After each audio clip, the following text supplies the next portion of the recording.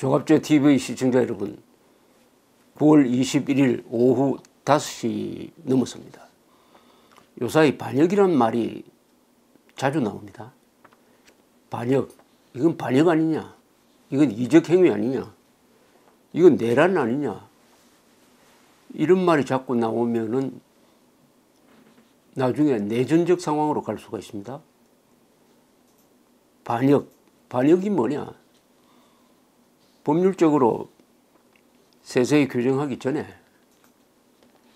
쉽게 이야기한다면은 미국의 저명한 언론인 월트 크론카이트가 이야기한 게 가장 정확하다고 생각됩니다. 교전 중인 적을 돕고 적을 편안하게 하는 것이 반역이다. 교전 중인 적을 돕거나 적의 편의를 봐주는 것이 반역이다. 이렇게 되는 거죠. 그걸 전제로 하고 제가 앞으로 반역이라고 할 때는 그런 뜻으로 쓴다는 것을 먼저 말씀드리는 겁니다. 이번에 이 소름 끼치는 남북 합의서, 이 남북 합의서를, 남북 군사 합의서입니다. 군사 합의서를 계속 제가 비판을 하고 있습니다. 가장 중요한 절차의 하자가 있습니다. 국민들에게, 그리고 국민의 대표기관인 국회에 전혀 알리지 않고 밀실에서 적과 무슨 이야기를 했는지, 무슨 논의 과정을 거쳤는지 모르게 느닷없이 발표한 것이 바로 군사합의서인데, 이대로 하면은 수도권 2,500만의 안전이 위험하게 되고 김정은은 더 안전하게 됩니다. 그러니까 김정은을 안전하게 만들기 위해서, 북한군을 돕기 위해서, 북한군의 편의를 위해서 국군과 2,500만 수도권의 안전을 희생시켰다. 이렇게 볼 수밖에 없습니다. 이렇게 보여지기도 한다가 아니라 이렇게 볼 수밖에 없는 것입니다. 우리가 전쟁에서 진 것도 아닌데 왜 수도권 근방에다가, 수도권에다가 비행금지구역을 설정을 해가지고 우리 전투기가 들어갈 수 없게 만듭니까? 우리 영공에. 대한민국이 북한군과 싸워가지고 졌습니까? 그럼 항복문서 아닙니까? 이게 항복문서 아닙니까? 그런데 놀랍게도 저하고 똑같은 생각을 가진 사람이 한 사람 등장했어요. 이분은 보통 사람이 아닙니다. 신원식 예비역 육군 중장입니다. 육군 3사단장, 국방부 국방정책실 정책기획관, 수도방위사령부 사령관, 합참작전본부장, 합참차장이니까 우리 군의 요직을 다 거쳤습니다. 국방부 장관감입니다. 그러나 전역을 해서 지금 고려대학교 개원교수로 있으면서 요사이 군사 문제에 대해서 아주 열심히 글쓰고 발언하고 있는데, 이분이 오늘 문화일보하고 인터뷰를 했는데 문화일보가 제목을 어떻게 뽑았느냐. 군사합의 항복문서 수준이다. 항복문서 수준. 군 운용 결정적 장애를 초래한다. 대한민국이 김정은에게 항복문서를 써주면 됩니까?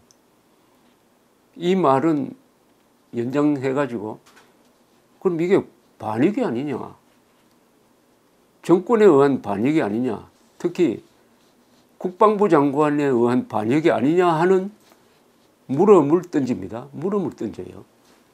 동시에 이것은 수사 대상이 아니냐 하는 제2차 의문까지 같이 던지는 엄청난 이야기입니다.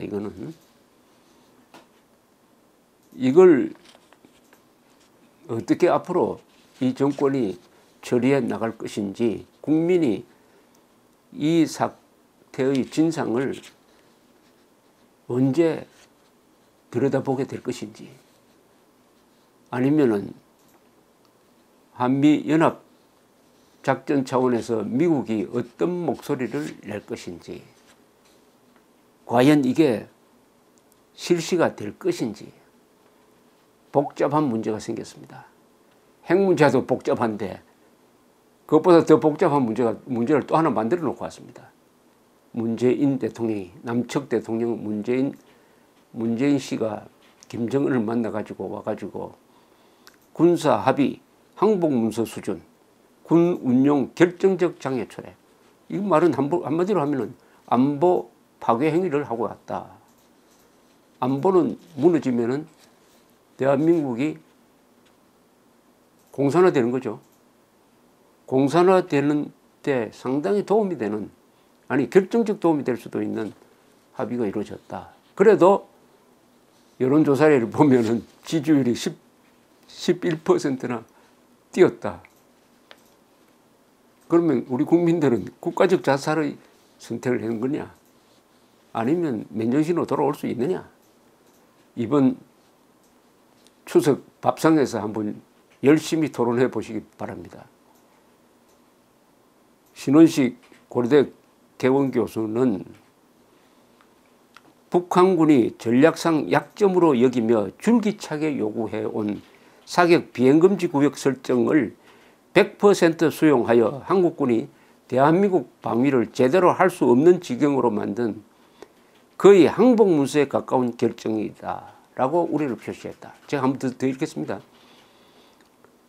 이번 군사 합의문이란 것은 사격 비행금지 구역 설정을 북한이 끈질기게 요구해왔지만은 그것을 받아주지 않았는데 이 정권은 100% 수용해가지고 한국군이 대한민국을 방어할 수 없을 지경으로 만든 항복문서에 가까운 결정이다 라고 이야기를 했습니다. 여러분 이렇게 이야기해도 걱정이 되지 않습니까? 역시 김정은이 서겠느냐, 미국이 가만히 있겠느냐 이렇게 생각하십니까? 그렇게 생각하신다면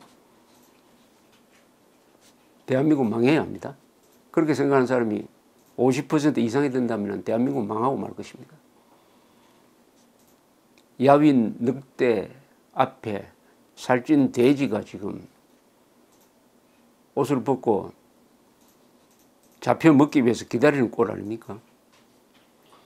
신전 합참차장은 이어서 한미연합군이 북한 정보에 대해서 깜깜이 군으로 갈까봐 걱정된다. 깜깜이 군, 즉 장님이 될까 걱정이 된다. 이렇게 이야기를 했습니다. 북한이 완전하고 검증 가능하며 불가역적인 비핵화를 한다고 해도 우리가 주어서는 안 되는 안보 관련 보상을, 그런 비핵화를 시작도 하기 전에 주어버려 가지고 안보를 허물어 버렸다. 이번 합의서는 역사에 남을 어리석은 보상이다. 놀랍게도 현재와 미래의 국방태세를 모두 북한의 손에 맡기는 어마어마한 결정을 해버린 것이다. 통상 군비 통제를 확대할수록 공중감시 정찰 전력을 확대하여 신뢰를 확보하는 것은 상식인데 이번 남북 군사 합의는 거꾸로 가고 있다. 이 정도의 양보는 북한이 비핵화를 한다고 해도 해서는 안 된다는 겁니다.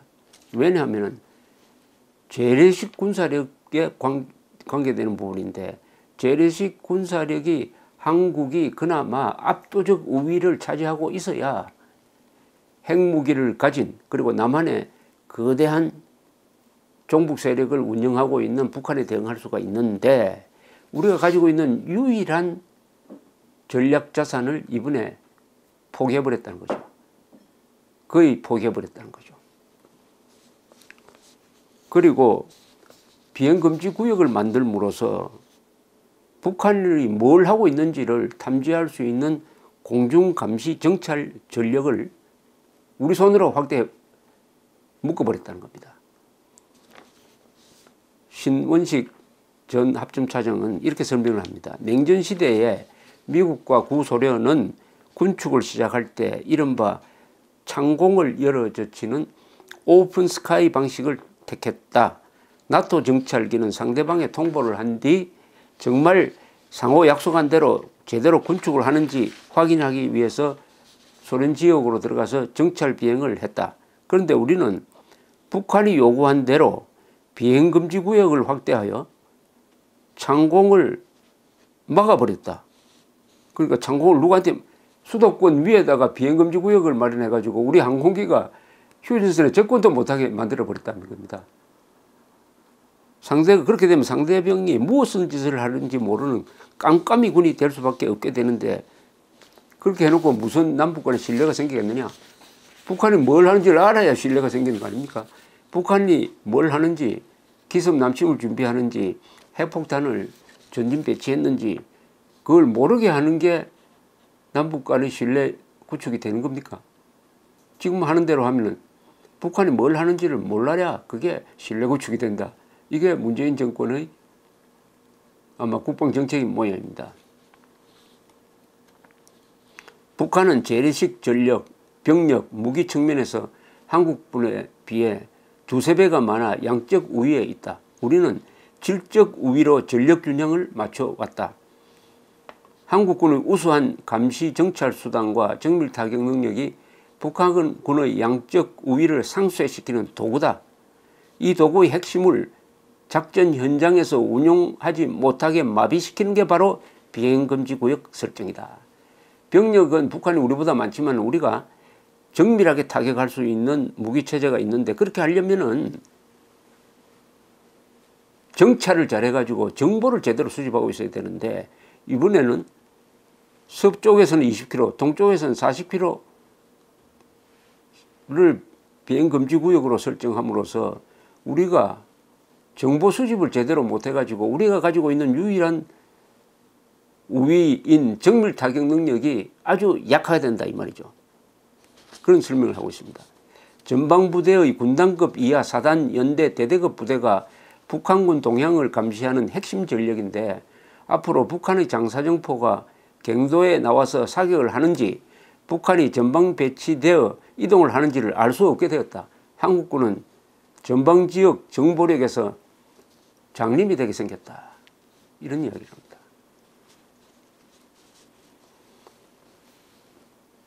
또 비행금지구역이 가져오는 어마어마한 무시무시한 부작용을 이렇게 설명을 합니다. 이 전문가입니다. 이분은 뭐 몇 년 전까지 한국의 이 작전을 실질적으로 책임졌던 사람입니다. 우리 군이 감시를 통한 군사적 능력으로 표적을 획득하게 되는데 적이 우리에게 위협적인 행동을 한다는 것을 파악하게 되면 타격을 해야 한다. 그런데 아예 감시가 안 되니까 타격 자체가 불가능하다. 그러니까 북한이 뭘 하는지 모르기 때문에 선제적으로 뭐 어떻게 할 수가 없다. 우리의 포병이나 지상 전력은 대북 열세지만 공군 전력은 우리가 월등한 강세다. 전투기가 근접 공대지 공격을 할 수 있는 한계치가 220km 거리다. 이분 이야기는 우리가 공군이 압도적으로 우세한데 그러려면은 휴전선에 바짝 붙어가지고 북한 쪽을 향해서 쏠 수 있어야 하는데 그러려면 20km 안까지는 들어와야 되는데 이번에 20km, 40km를 비행금지구역으로 정해가지고 우리가 가지고 있는 유일한 강력한 공군력을 제대로 운영하지 못하게 손을 묶어버렸다는 겁니다. 북한의 핵심 군사 표적을 정밀 타격할 수 있는 한국군의 중장거리 미사일 그리고 갱도 등 큰 구조물을 타격하는 데 필요한 레이저 유도 폭탄 그리고 2000파운드가 넘는 합동 정밀 폭탄 5000파운드나 되는 방카바스트 등 이게 북한이 두려워하는 공군 유도 무기인데 이게 20km 비행금지구역에 걸려가지고 북한을 때릴 정도로 접근을 못하게 한다. 이런 이야기입니다. 이들은 감시 정찰 전력의 도움을 받아 장사정포가 있는 갱도, 북한군 주요 지휘소, 통신소, 탄약 저장 시설을 타격하는 무기들로서 북한군이 가장 두려워하는 전력이다. 비행금지구역 설정으로 앞으로 이 전력들이 무력화될 수가 있다는 겁니다. 북한군은 전혀 갖고 있지 않고 북한군의 양적 우위를 상쇄하던 한국군의 비교 우위 전력이 비행금지 구역 설정으로 인해 결정적 장애를 받고 있다. 북한군이 이번 합의서에 협조해 하지 않겠는가. 여기까지는 제가 설명을 드리겠습니다. 이렇게 설명을 들어도 뭐 좋은 게 좋다, 평화가 좋다, 민족이 좋다 이렇게 하면은 여러분이 가지고 있는 생명, 재산, 자유를 야빈 늑대 같은 김정은에게 갖다 바칠 준비가 되어 있다고 판단할 수밖에 없고, 아 이건 안 되겠다. 항복문서 이분 말대로 군사 합의는 항복문서 수준이라면은 누가 전쟁도 하지 않았는데 북한군에 항복하도록 누가 했느냐. 이것은 이완용보다 더한 거 아니냐. 이완용은 그래도 일본으로부터 협박당하고 해가지고 국권을 넘겼지만은 지금 누가 문재인 정권 보고 한국군 보고 북한군에 이런 이익을 주지 않으면은, 북한군에 유리한 정책을 펴지 않으면은, 우리의 안보 태세를 허물지 않으면 당신 잡아넣겠다 이렇게 한 사람이 있습니까?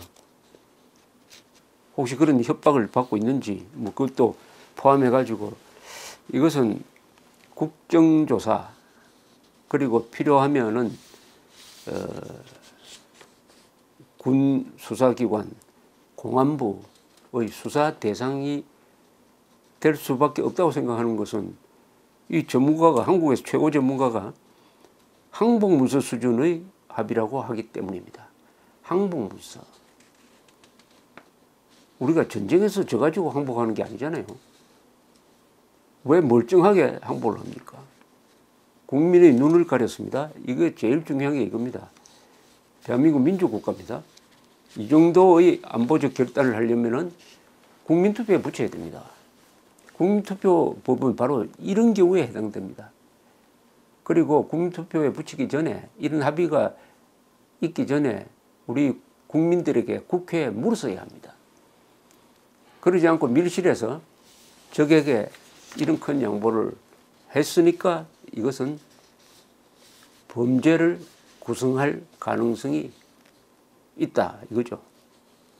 뭐 법률 기술자들이 많으니까 한번 물어보고 싶습니다. 물론 연구하는 데가 있겠죠. 한국에 아직도 공안검사들이 살아있으니까. 그런데 국민들은 박수를 보내고 있습니다. 안보 해체에 박수를 보내는 것인지 아니면 몰라서 그렇게 하는 것인지 시간을 조금 더 두고 이번 추석 민심의 변화를 한번 보고 또 말씀드리겠습니다. 감사합니다.